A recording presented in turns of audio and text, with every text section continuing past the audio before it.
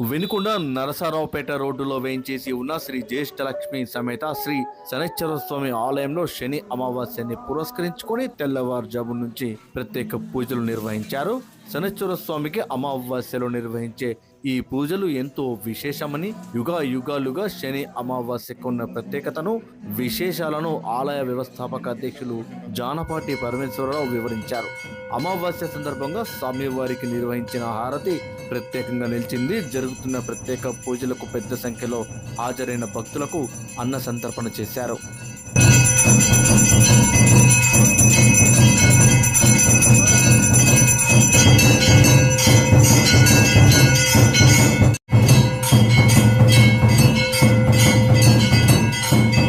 మహిమాన్విత శ్రీ జ్యేష్ఠలక్ష్మి సమేత శ్రీ శనైశ్వర స్వామి దేవస్థానం నందు ఈరోజు శని అమావాస్యను పురస్కరించుకొని స్వామివారికి వేకువజామునే విశేషమైనటువంటి అభిషేకాలు, రుద్రనమ్మక చమకాదులతో స్వామివారికి 11 రకాలైనటువంటి ద్రవ్యములతో విశేష అభిషేకాలు, తైలాభిషేకాలు నిర్వహించడం జరిగింది.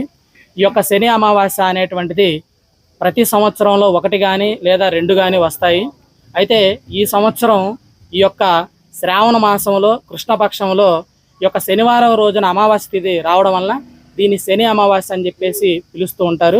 అంటే ఈ శని అమావాస్య యొక్క ప్రత్యేకత ఏంటంటే, శనీశ్వరుడు అంటే శనిదేవుడు జన్మించినటువంటి తిథి అమావాస్య తిథి కాబట్టి, అంతేకాకుండా స్వామివారికి ఇష్టమైన రోజు శనివారం కాబట్టి ఈ శనివారము మరియు అమావాస్య 2 కలగలిపి వచ్చినాయి కాబట్టి శని అమావాస్యగా పిలుస్తారు. ఇది ఎంతో ప్రముఖమైంది, విశేషమైంది. ఈ రోజున 1000 శని త్రయోదశులతో సమానమైనటువంటి ఫలితాన్ని శనిదేవుడు అందిస్తాడు. ఈరోజు స్వామివారికి విశేషమైనటువంటి అభిషేకాలు జరిపించుకున్నటువంటి వారికి, మరియు ఈ యొక్క నల్ల నువ్వుల నూనె, ఉప్పు, బెల్లము, మినుములు, ఇటువంటి నలుపు వస్త్రము ఇవి దానం చేసినటువంటి వారికి ఏలినాడు శని దోషాలు, అష్టమ శని దోషాలు, అర్ధాష్టమ శని దోషాలు తొలగిపోవడానికి ఈ యొక్క సంవత్సరంలో ఒకసారి వచ్చేటువంటి యొక్క శని అమావాస్య ఎంతో ఉపయోగకరంగా ఉంటుంది.